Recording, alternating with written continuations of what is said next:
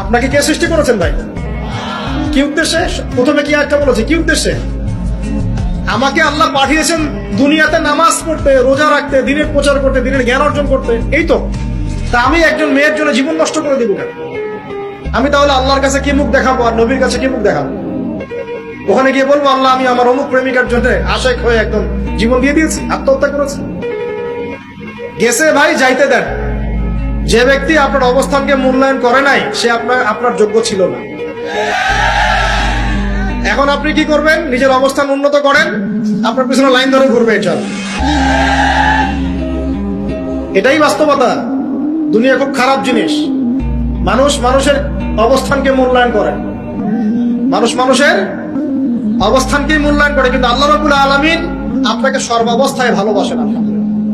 এই যে আমরা এখন অনেক পাপ করছি না, আল্লাহ কি আমাদেরকে আযাব দিয়ে ধ্বংস করে দিয়েছে? আল্লাহ পাক এখনো আমাদেরকে ভালোবাসেন, গ্রহণ করেন, অপেক্ষায়। আল্লাহ পাক অপেক্ষা করছেন কখন তওবা করবে, আমি তওবা কবুল করব। এই কখন আমার বান্দা খালি একবার বলে আস্তাগফিরুল্লাহ, আল্লাহ পাক সাথে সাথে মাফ করে দিয়েছেন।